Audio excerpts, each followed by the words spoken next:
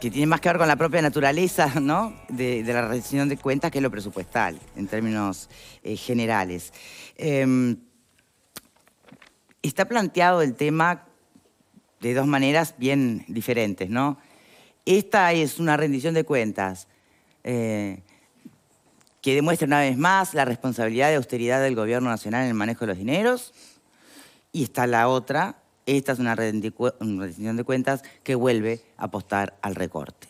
Bien, ¿habrá una forma de analizar esto en algún término medio? Repasamos la crónica de Telemundo y después volvemos a piso.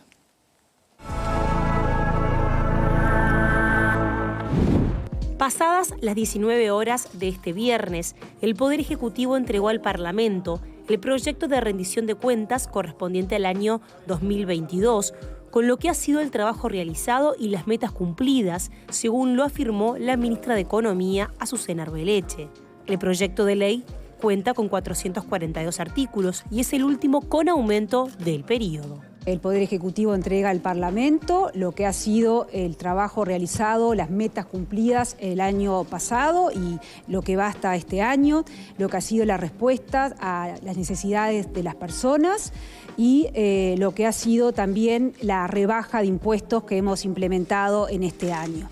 La otra parte de la rendición de cuentas que entregamos hoy corresponde a los recursos adicionales que están focalizados para el año que viene en el Programa Nacional de Salud Mental y Tratamiento de Adicciones. Esto ya fue adelantado por el presidente, por el Poder Ejecutivo. Los temas han sido ya propuestos y van a ser debatidos en los días que vienen. Arbeleche confirmó además que el Ejecutivo envió al Parlamento un proyecto de ley que crea el Fondo de Emergencia Hídrica. El tope es de 2.300 millones de dólares, se puede aumentar en un 30%, según está establecido en la cláusula de salvaguarda que prevé la propia Ley de Urgente Consideración, según anunció la titular del Ministerio de Economía y Finanzas. También hemos entregado a la Asamblea General una carta en donde se solicita la posibilidad de aumentar el endeudamiento del gobierno y esto está vinculado a la creación del Fondo de Emergencia Hídrica que también hemos enviado a esta casa para ser creado.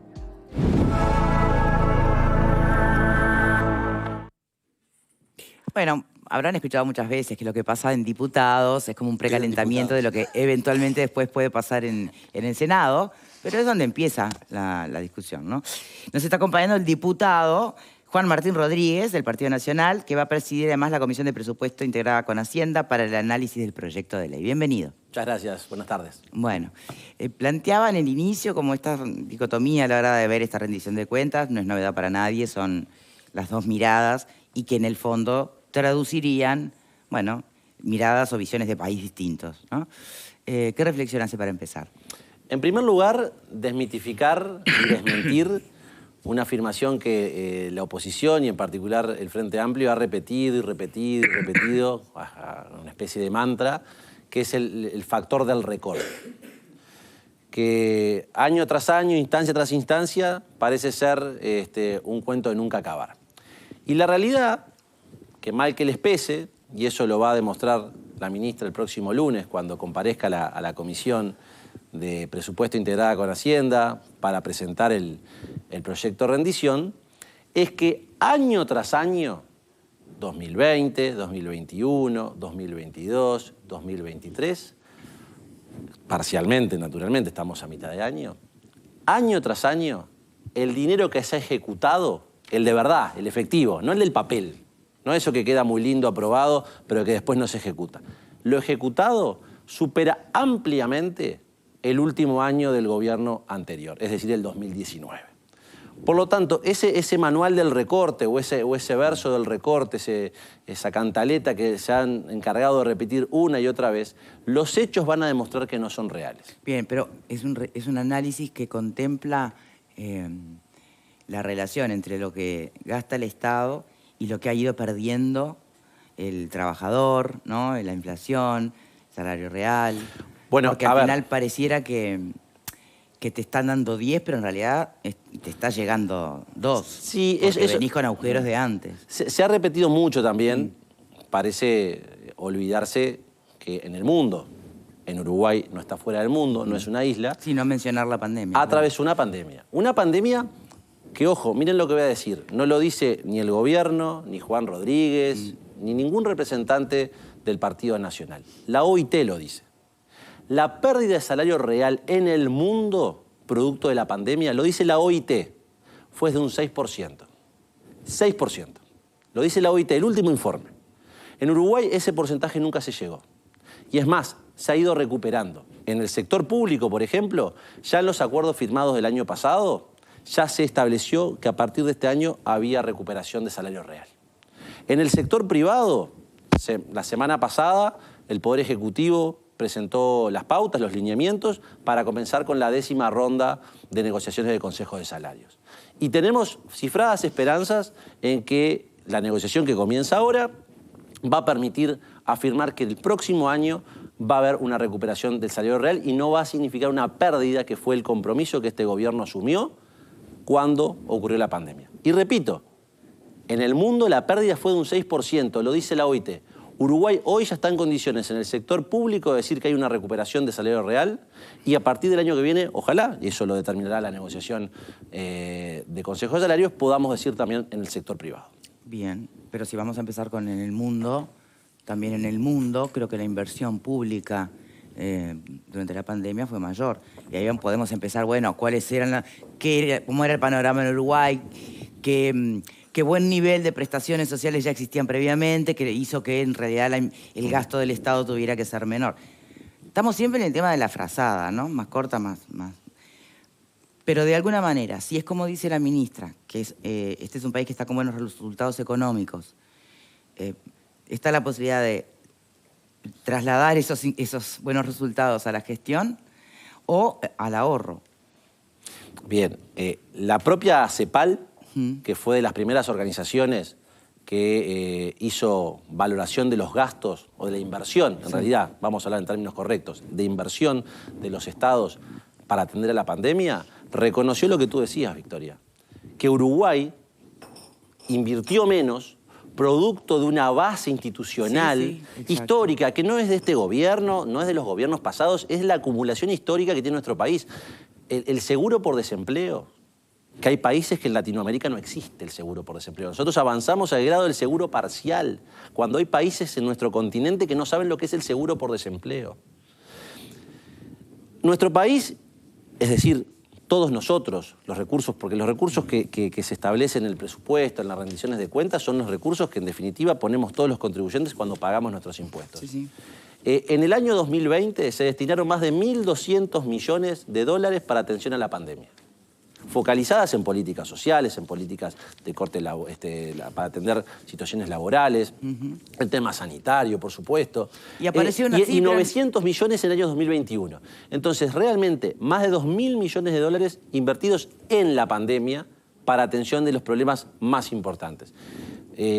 Realmente, para quienes entienden que no se ha invertido y no se ha abocado, y paralelamente con esto ha habido un manejo responsable de los fondos públicos, que ha permitido bajar impuestos, que ha permitido... Bueno, y ahí puede haber también y está radicada muy ahí también la polémica. A ver, ¿es un manejo responsable de fondos públicos que permitió un ahorro? El famoso ahorro de los no sé cuántos millones de dólares. 500. Que permitieron que esos 500 se destinaran a atención a políticas sociales en la propia pandemia. O sea, se dejó de gastar, de malgastar o de destinar en determinados lugares para destinarlos en donde había necesidad, donde hacía falta. Que, por ejemplo, fue atender a los sectores más vulnerables en el curso de la pandemia. Muy bien.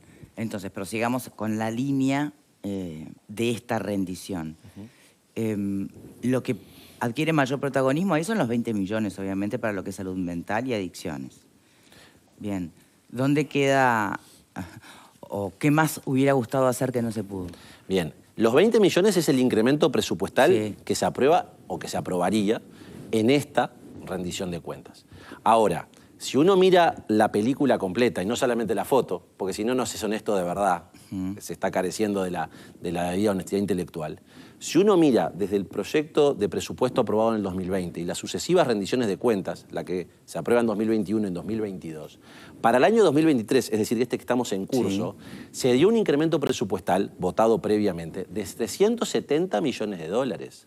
Y eso fue para atender temas de seguridad, de sanidad, de educación, de infraestructura, de políticas sociales.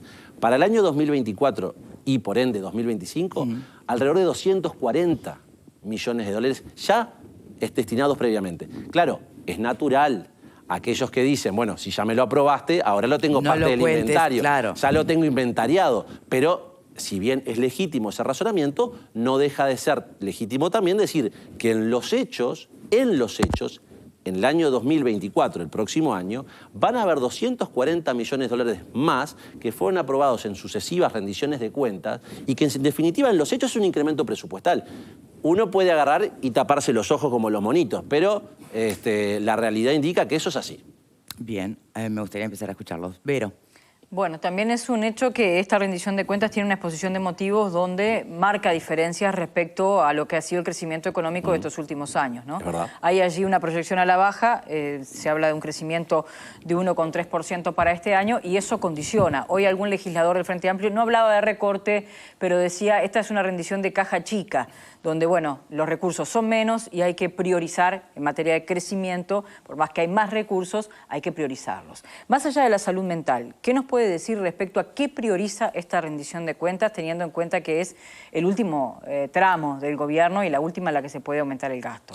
Bueno, por ejemplo, en el artículo, creo que es el 412, consagra un acuerdo que se logró en el marco de la discusión de la reforma de la seguridad social, que es continuar con la reducción gradual del IAS. Bien, por aquí es una prioridad, digamos. Eso implica, sí, es una prioridad porque cuando los 5 partidos acordamos allá por noviembre del 2019 y elaboramos el compromiso por el país, nos comprometimos a transitar, y es algo así, palabras más, palabras menos que decía el compromiso por el país, a transitar el camino por la desgravación gradual del impuesto a la asistencia a la seguridad social.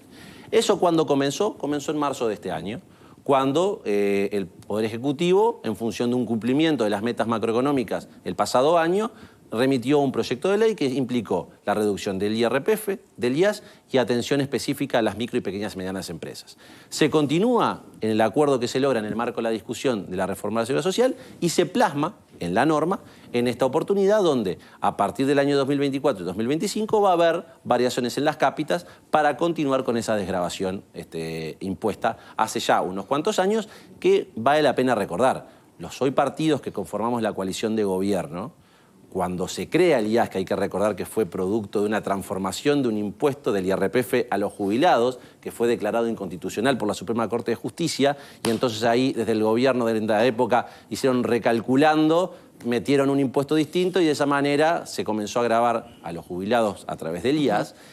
Ese impuesto, estos 5 partidos, o estos partidos que existieron en ese momento en realidad, no estábamos de acuerdo, estuvimos en contra. Entonces, hoy lo que estamos haciendo, así como estuvimos en contra cuando se creó, lo que estamos haciendo es cumplir con el compromiso de continuar con el proceso de desgravación. ¿Qué hay para seguridad? ¿Qué hay para educación? ¿Qué hay para salud? Bueno, comencemos por, si quieren, punto a punto. Hablo respecto a salud, está en el marco de la salud mental.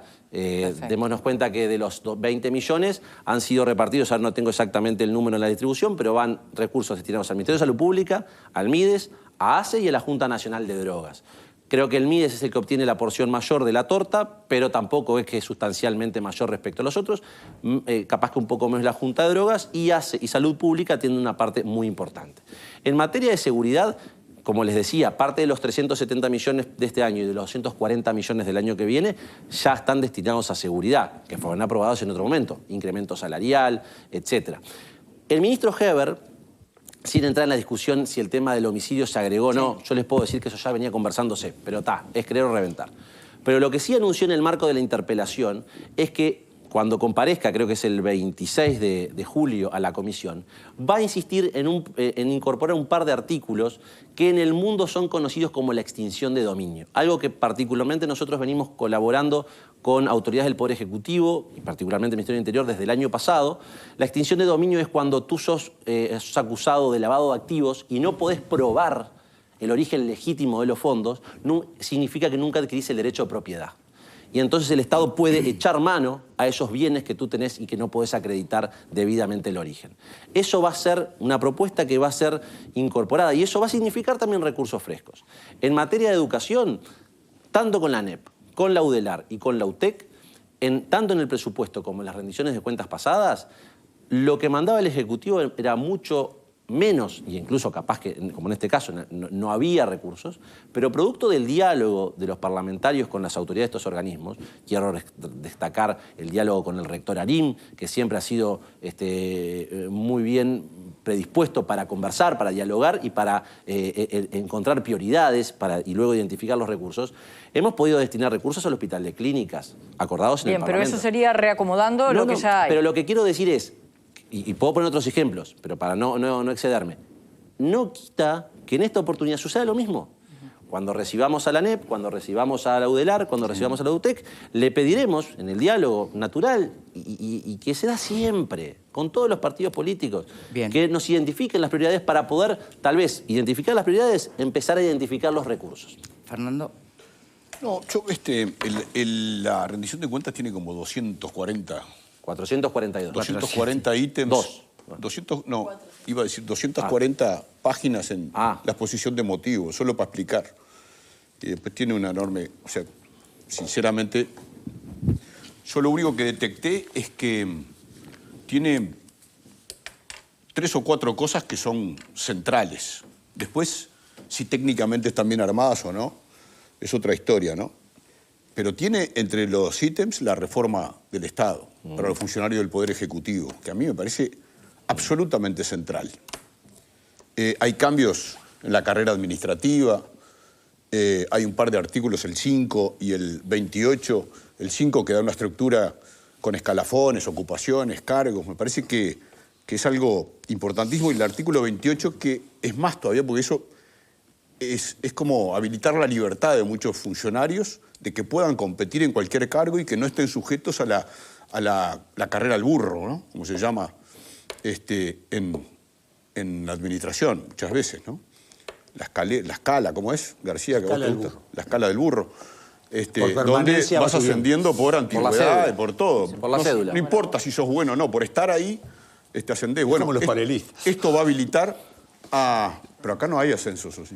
No. Esto va a habilitar no, porque capaz que había ahí uno... No, te digo por una alusión. Y alguno terminó de vicepresidente. No, entonces me parece que va en la libertad y que va en que el Estado asuman, dentro del Poder Ejecutivo, asuman los que ganen en mejores condiciones y no el que le toca, me toca. No, me toca no, ganátelo, me parece fundamental. El otro tema que me parece central es el de la salud mental y las adicciones, porque hoy hablamos de homicidio, inseguridad, de todo. Tiene mucho que ver, ¿no? El tema no está directamente involucrado, pero tiene mucho que ver. El tema de las adicciones con el delito, sin duda. Y el tema de las adicciones con la salud mental, también sin duda. Porque o entran en la droga porque están con problemas de depresión o de algo, o la adicción lo lleva a la otra situación, o sea que si estará vinculado, ni que hablar la emergencia hídrica, que es un tema también central. Y creo que pone el foco, al menos para mí, yo sin analizar técnicamente si es correcto, si podía ser más, porque es demasiado articulado, me supera. Y el otro tema es el de los homicidios, que conversábamos en el bloque anterior con Ignacio Durán. Me parece, pero de base, pero me parece central penar con mayor dureza a quien le quita la vida a otro. Pero me parece central, me parece que debería ser indiscutible. Nadie debería poner en cuestionamiento que el que mata a otra persona tiene que ser castigado, no con 2 añitos y juicio abreviado. No, no. Castigado en serio. El que ponga en duda eso, bueno... Volvamos al eje anterior, porque si no volvemos al tema 1. Alfredo, ¿una rendición austera, una rendición... No, honestamente... previsora. Recién pude hacer una mirada muy inicial en la exposición de motivos. Encontré un par de cosas que me llamaron la atención.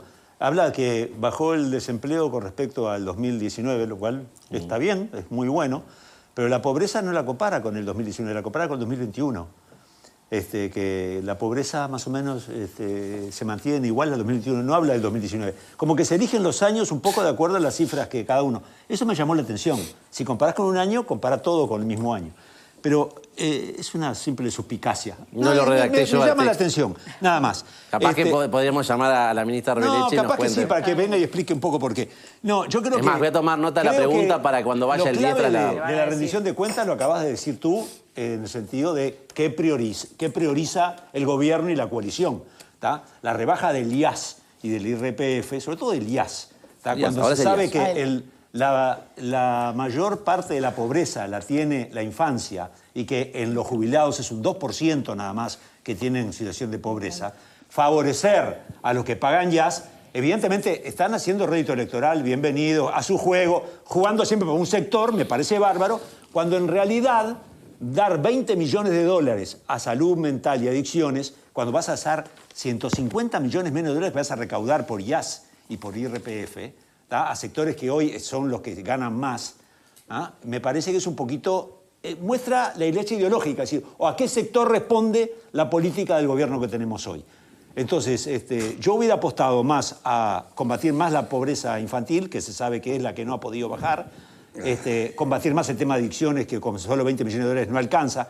El plan avanzar, el plan avanzar, que te escuché, el plan avanzar, yo también te escucho, pero no alcanza. Avanzó, pero no suficiente, porque 240 millones se le dio. Sabe que no alcanza. No es tanto, si se le dan 150 a los jubilados que ganan más.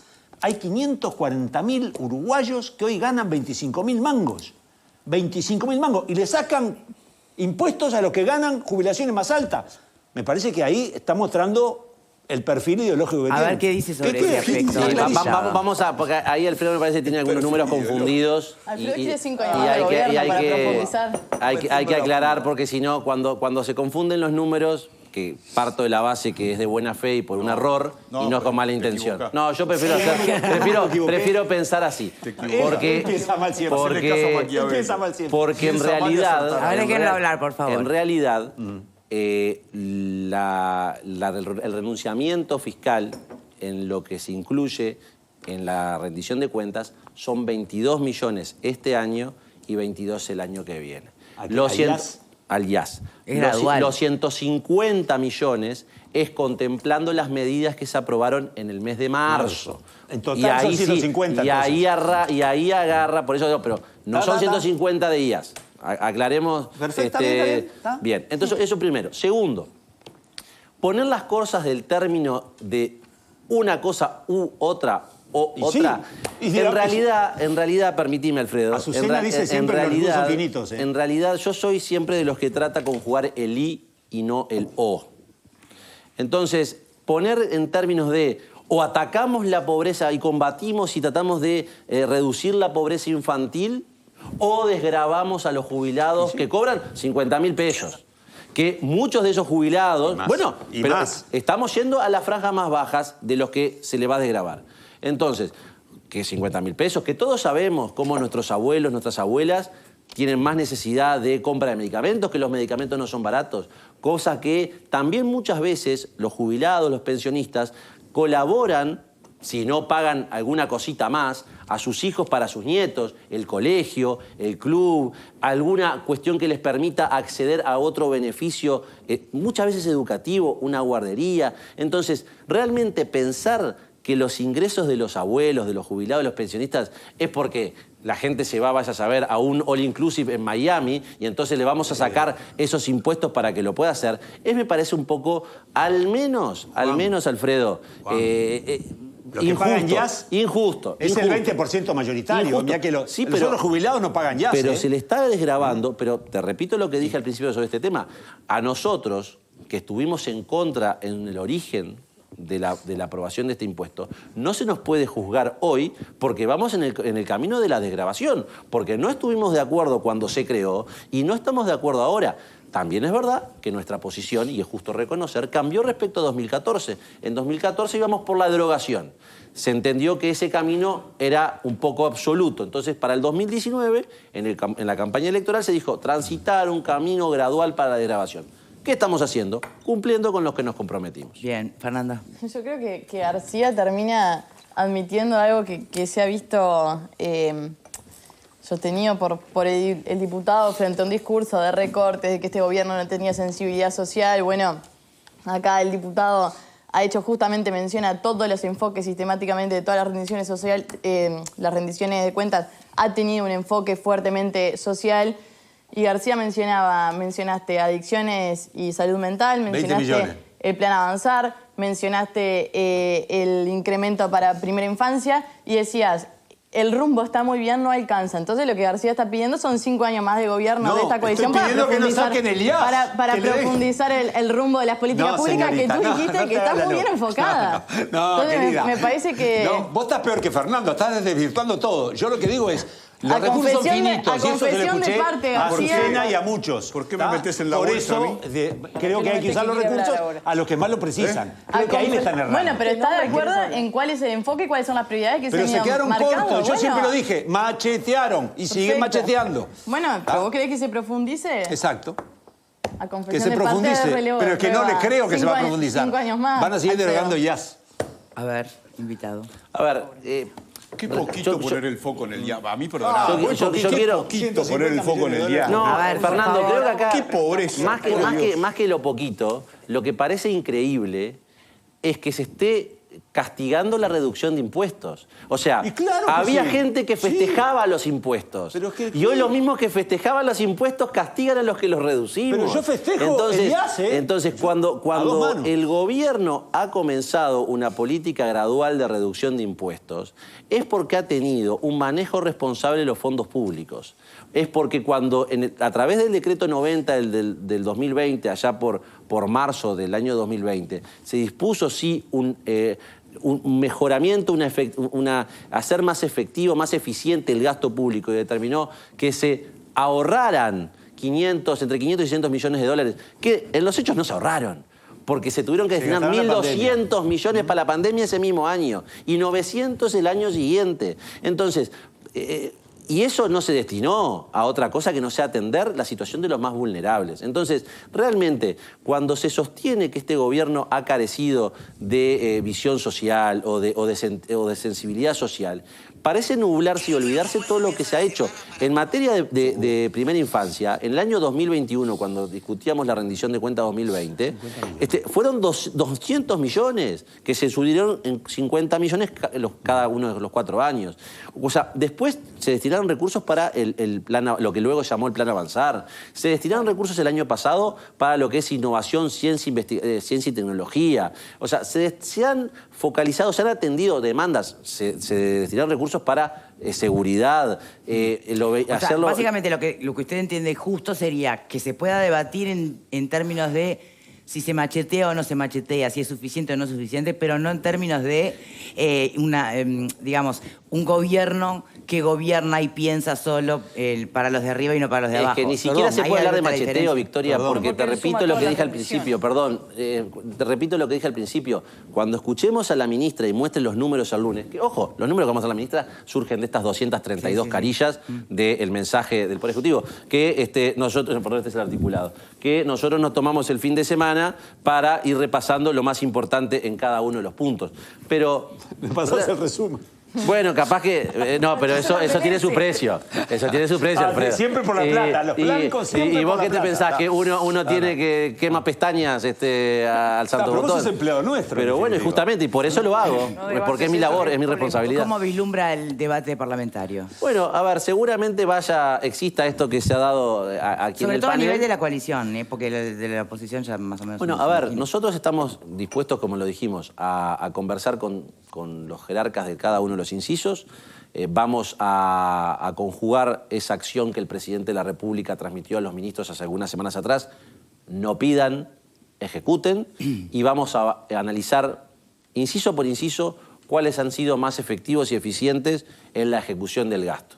Y de esa manera, cuando un organismo que ha sido eficiente en la ejecución del mismo solicite que les han aumentado las prestaciones presupuestales, analizaremos de una manera. Aquel que tal vez ha sido ineficiente con la ejecución de lo que oportunamente le fue otorgado, naturalmente se mirará con otro ojo e incluso no descarten, y esto es un mensaje a nuestros colegas, compañeros del Poder Ejecutivo, vamos a estar mirando con lupa cuáles han sido los recursos que han ejecutado en cada uno de los incisos y en cada uno de los programas, porque si ya hay recursos que otorgados oportunamente, recursos de toda la población, otorgados, no se ejecutaron, atenderemos a ellos y prestaremos especial atención a ellos para que puedan ser eventualmente reasignados para otros áreas más prioritarias. Muy bien. Muchas gracias, Juan Martín Rodríguez, entonces, diputado del Partido Nacional y quien va a presidir Comisión de Presupuesto con A las órdenes. Muchísimas gracias. Hacemos una pausa y ya venimos, ¿sí?